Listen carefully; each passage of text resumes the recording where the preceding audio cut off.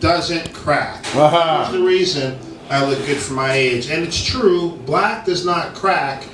It does, however, attract a lot of bullets. So it's not as good as you want it to be, guys. Not as good. I was born in 1971, guys. 70s babies, anyone here?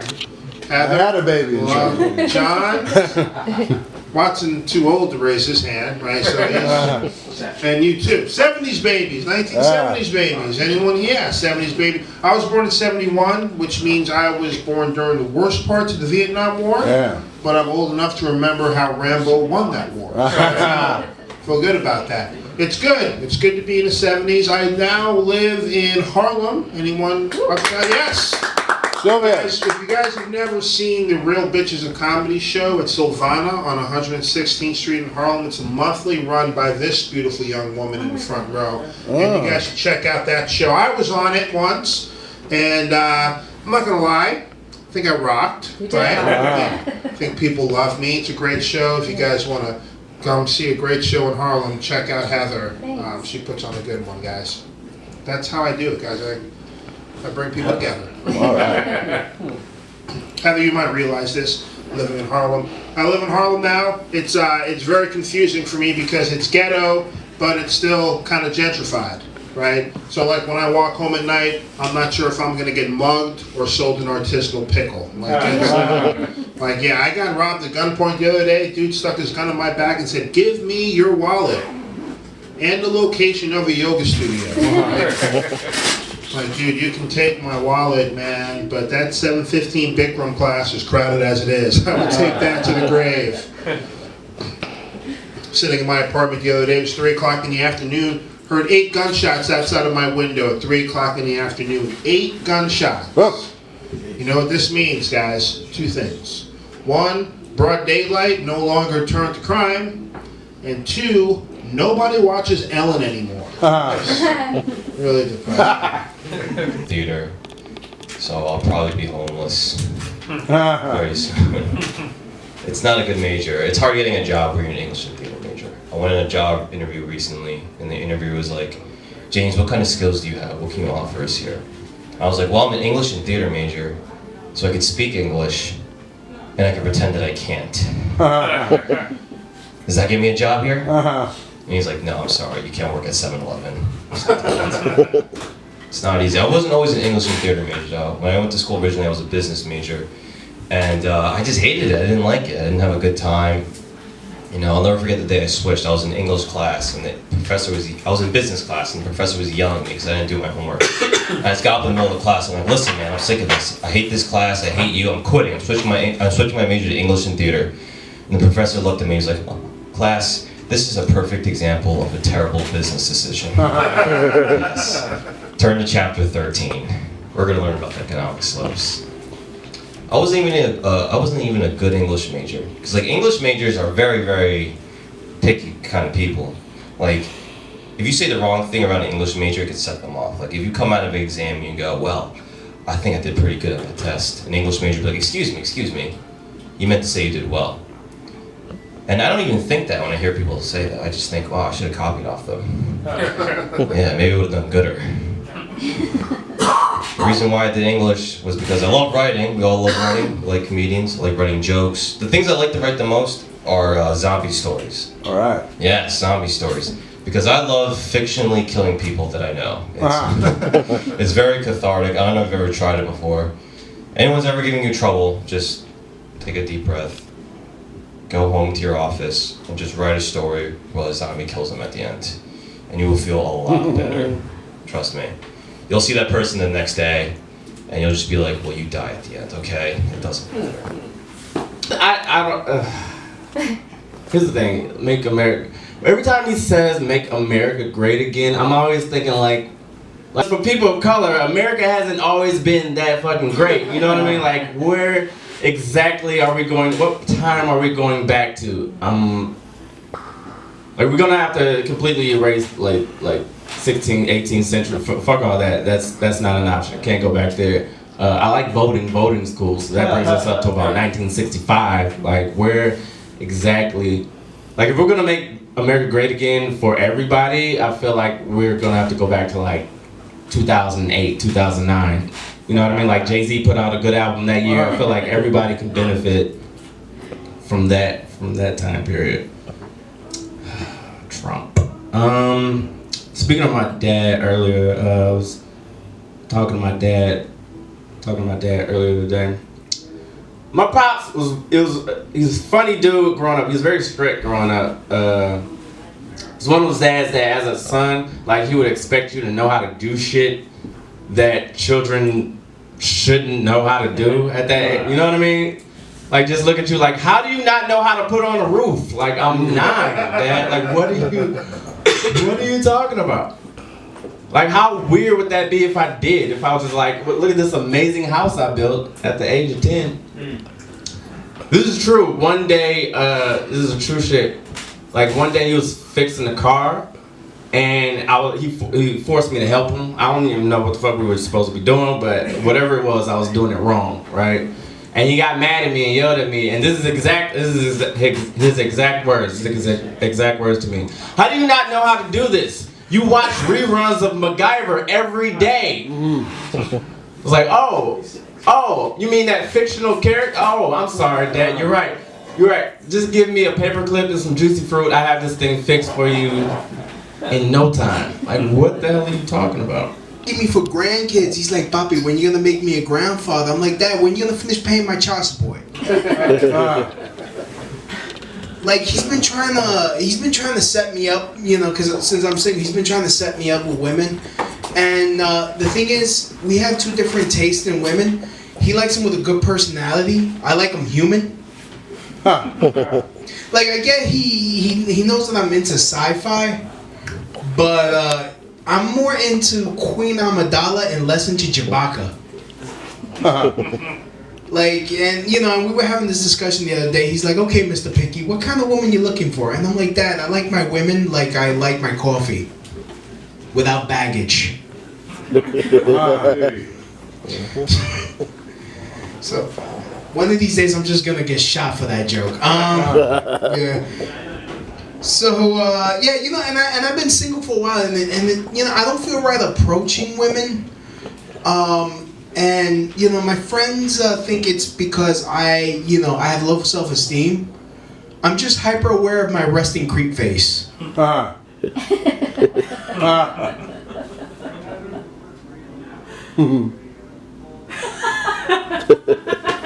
So, that joke is also gonna get me charged with a sex crime or something. He's like, he was staring at me.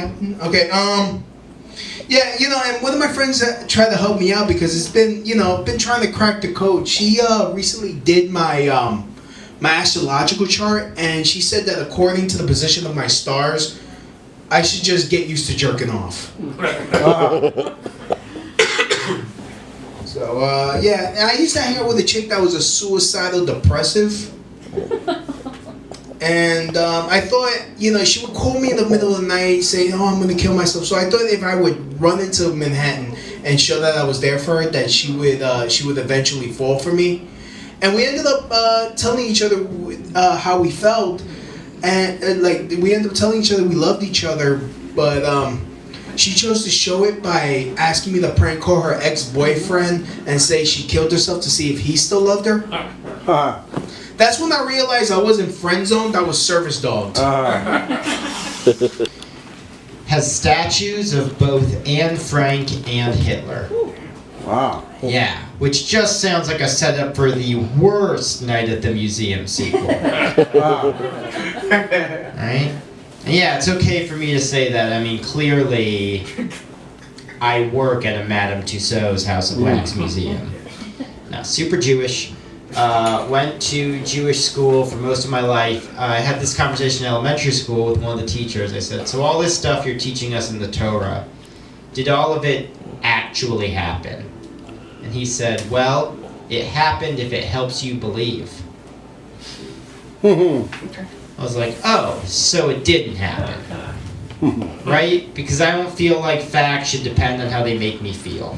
Like, I don't think you'd ever get a history teacher who was like, and that was the Monroe Doctrine, if you're okay with it. Just want to see where we're all at. And then in high school, I had a teacher say this. He said, Quote, I'm not going to give a reason why the Holocaust happened. But if the Holocaust hadn't happened, 10 times as many Jews as were lost in the Holocaust would have been lost to assimilation. Right. And it's like, okay, but those are two very different uses of the word lost. Right? Like, I feel like it would have been more accurate if he had said, you know, okay, if the Holocaust hadn't happened, 10 times as many Jews as were murdered in the Holocaust would have had their Saturdays free. Right? You know those like Laffy Taffy jokes? Or like popsicle stick jokes, like the corny jokes you get on candy wrappers or popsicle sticks? You know, I hear about the worst popsicle stick joke I ever had? Yeah. Yeah? Alright, Yeah. here it is. It was question, why did the bone cross the road? Answer, it didn't. It was eaten by the dog. Yeah, so it's not a valid joke then, right? That's like saying, yo mama's so fat, oh wait, I was looking at an older picture, she's doing really well right now, what's her secret? Right, like can you even imagine a worse popsicle stick joke than that? But you don't have to, because I wrote it. You want to hear the worst popsicle stick joke I ever wrote? Yeah. Yeah, here it is. Question, what do you call a fruit that only eats other fruit? Answer, banana lecter. Now do you want to hear the best popsicle stick joke I ever wrote? Question, what do you call a half Jewish, half Irish baby? Answer, a schleppercon. Oh. Oh man, that'll show those fictional candy mascot, not candy, whatever, cereal. Like the world is completely fucked up, right? I read an article towards the end of last year that said that there were as many mass shootings as there were calendar days. Wow. Yeah, it was crazy. And what really gets me is that people are still out there like making babies. Like I have friends that are like really trying to have kids, and I'm like, why? Like the world, like life is not this amazing restaurant that I'm just dying to bring people to. Like it would get like that one obligatory star on Yelp. Like no, it's actually better. It's better that you miss it. But yeah, I don't know. I have this irrational fear that I'm gonna die in some like extremely humiliating way, or that I'm gonna go missing, and my friends and family are gonna post those like really unflattering black and white missing posters with like my height and my weight on them, and they're gonna argue like whether I'm like 160 or 170. In that case, I better be dead. And you know, that's probably why those people never turn up. They were probably like on some bender, and they walked by that missing poster, and they see that one of their cunt friends said they were like 180. And they're like, 180? Like, what the fuck? Becky, always a jealous bitch. I'm not going back to that. Like, what kind of life was that?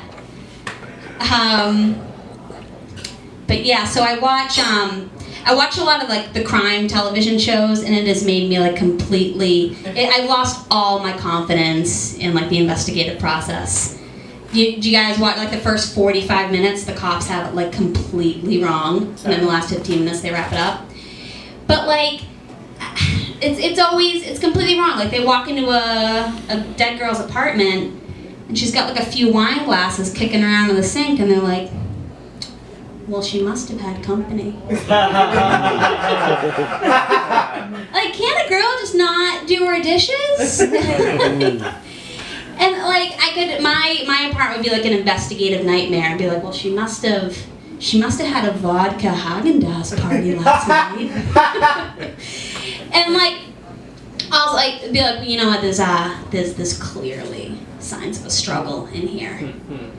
Yeah, I'm 30. And I'm single, and I'm always permanently covered in cat hair. Like my entire life is a struggle.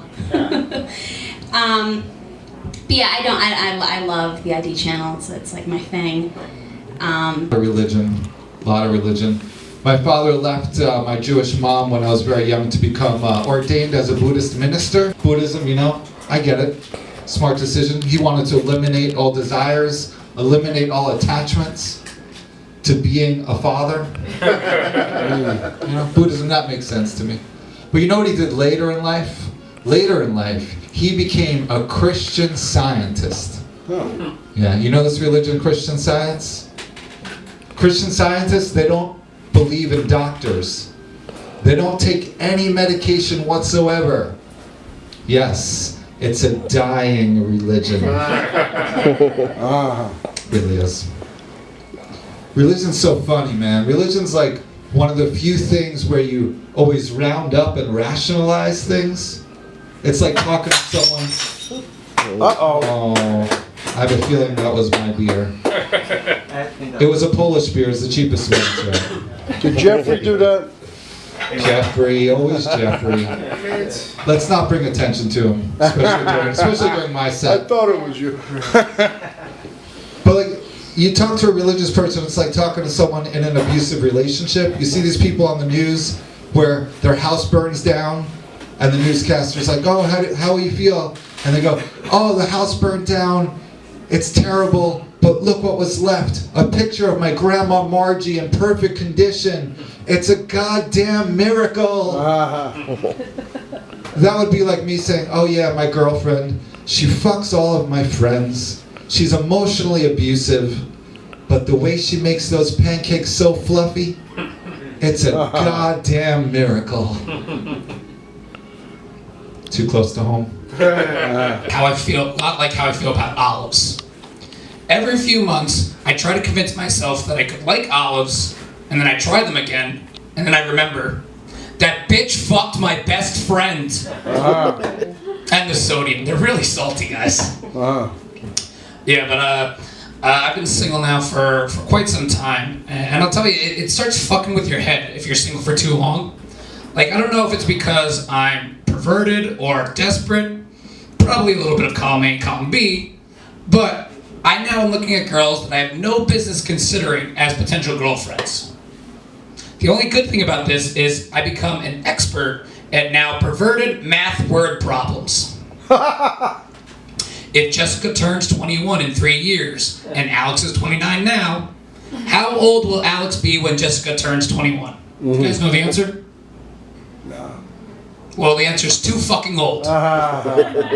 My next girlfriend has to be as old as long as Law and Order SVU has been on the air. Because I don't want my first TV credit to be the prime suspect of the case. I don't know about anybody else in here from New Jersey? Any New Jerseyans?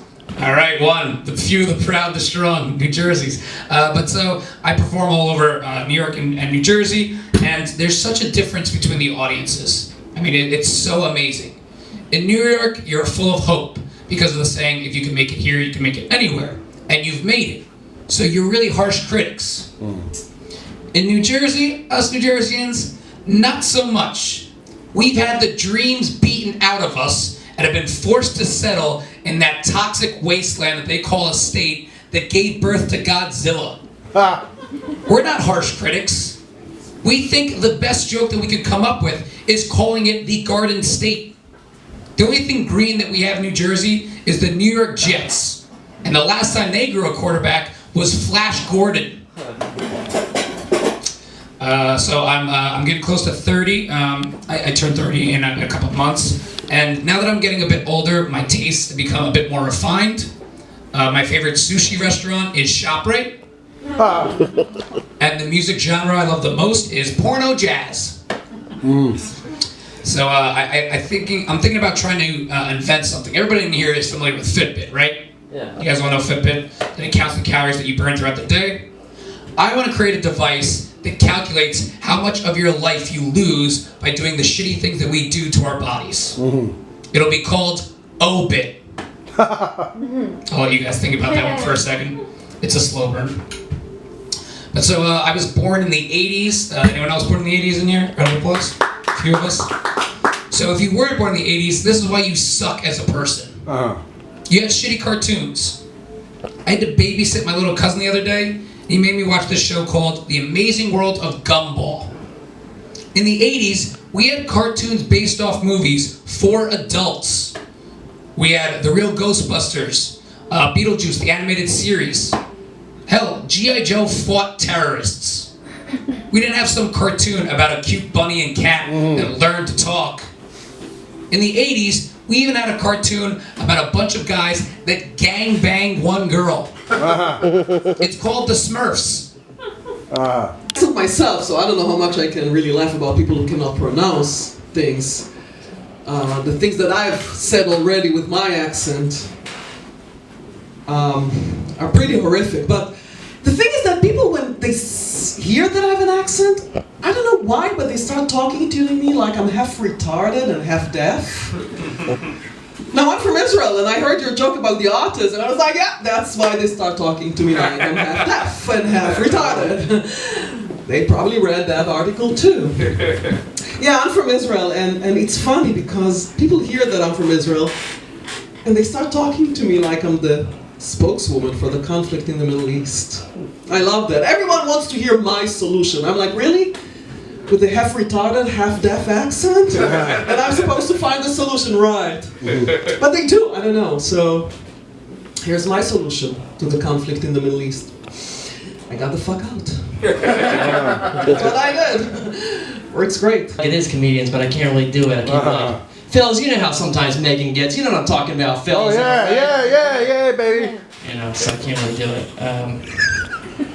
Yeah, we were together 9 years, so I don't know. Breaking up in New York's hard because it's like a very vulnerable experience between you and your ex and your roommate listening in the next room. You know, it's like, sorry about that, bride. You know, kind of, I don't know. I think near the end of it, we were kind of just buds. Me and my ex. I think that was the problem because I remember one time I peed my pants in front of her. And that was really embarrassing for her because she dared me to. And I showed her. Yeah, Ronnie Fleming does not back down from a dare. So yeah, I'm dating now, and I had a pregnancy scare kind of recently. And I don't think she was actually pregnant though because I wore a condom. So and also I pulled out too, right? Also I took the condom home with me. I didn't trust her. So, not gonna get me, sweetheart. And I sit by my way. I don't Macaulay Culkin. Well, we are the most hated state in America 6 years in a row, and that's okay. I don't care about it. But I moved to New York, so I'm living in New York, and there's certain things I wanted to do in New York, like I wanted to go jogging in Central Park, and I did it, but as I realized, the homeless people there are relentless.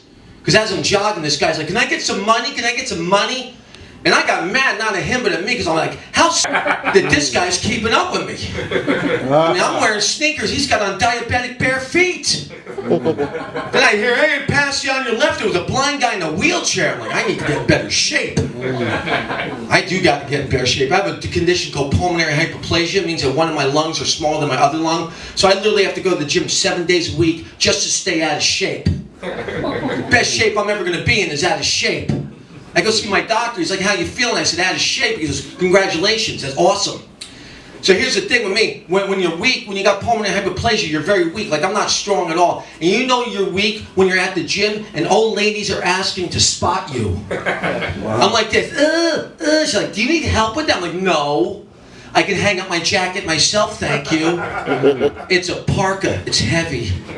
I love this job, man. I do this full time, and I had some crazy jobs. Like I was in the Navy, which was awesome, and I like the Navy now because since 2011, the military is a lot more progressive. Like women are a lot more respected in the military, which I think is great. And actually, you could be gay in the military. Say you're gay, they'll still keep you in the military. When I was in the military, if you said you were gay, that was the only way you could get out. You couldn't quit. Couldn't walk up to your captain, sir, I don't want to do this anymore, I quit, I want to go home with my family. He's like, you can't quit. You made a promise, we got you forever. Well, you got a nice butt, we'll pack your stuff, buddy. Well, can we talk about this over tea? Dishonorable discharge. Things go bad when you're 66. Things start breaking down all over the fucking place. Jeffrey knows me, right, Jeffrey? Jeffrey knows me. He used to help me out at the senior center. And Jeffrey, I want to tell you, at the senior center, you know, there is sex after 60, Jeffrey. There is sex after 60. I'm currently dating a very lovely 89-year-old woman. But I don't think she's monogamous. I hear she naps around, you know what I'm saying? I want to take a head count here. I want to take a head count. How many of you are members of ISIS? Anybody? Just want to make sure I'm a Jewish guy.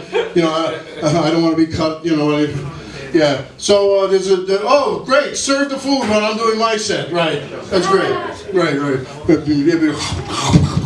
People are going to be eating. Right. Yeah. So yeah, it's turned out that the FBI says the Gambino crime family is now working with ISIS. They're calling him Italian ISIS. Believe it or not. Jeffrey, are you leaving in the middle of my set? Jeffrey left? Right here. Oh, there he is. He moved. Thank you, Jeffrey. I know Jeffrey for a long time. He tried to help me with a computer. Then he went back to sleep. It's a long story. We'll catch up later. Yeah, so, anyway. Yeah, so, there's some black people here. I just want to say that, you know, it's Black History Month, and I'm celebrating it very strongly. I unfriended a couple of white people on Facebook. A few months ago, it was Rosa Parks' birthday. I celebrated that too. I just didn't get up. I sat there. I wasn't going to move for anybody. Yeah, but it is rough when you get older, folks. It's rough. Look at me. This is what you bald-headed guy, this is what you got to look forward to in the future. It's unfortunate. Anymore. I'm engaged. Thank you. He's Mexican. You can hold your applause. But I like to say that for my parents. He's a great guy. We got engaged in Mexico. It was 6 months ago. I'd like to say that I got engaged all the time because I've never been engaged before. You know, a lot of my friends are like, Heather, you know, I've been married, I've been engaged several times. I'm like, but bitch, where are you now? I'm engaged, okay? So he proposed to me naked. And it wasn't in the heat of passion. Like, he was just naked. Like, scrotum hanging on the floor, you know? And, but this is a true story. So we were at a nude beach, and I had my clothes on, well, a bathing suit, he was naked. And I think he was prepping for it, you know, like he wanted to make it super romantic, and he had me swim, like, in this lagoon by the rocks. So I didn't even think about it, I just followed my love, you know? And then we both get caught in an undertow, and we're both drowning. Like, seriously drowning. And I wanted to reach out to him and grab his dick or something, but the water was so cold that I couldn't do that, and I almost drowned, and it was really sad. But what was sadder was when he proposed, I said yes, because 24 hours later I turned 40, and a girl just has to, you know, get engaged before she turns 40. I don't like being 40. A lot of women say that they feel comfortable in their skin at 40. I think it's just because nobody else wants to be in there. I really don't. I don't like it. I don't like it one bit. I'm gonna sound like you now. I don't like it. I know. I don't like it. So, but then I think about, like, what do I have to look forward to? You know, like when you're young, you have everything to look forward to. Like, I think about whether I'll have a B. Arthur haircut when I get older. You know, like, will I wear a brooch? Like, will brooches be in style? Like, these are things that I think about. I don't even know if I'll have a memory, and I wear shirts with letters on them because I have no fucking clue. That was just an ad-lib joke. Hope you guys liked it.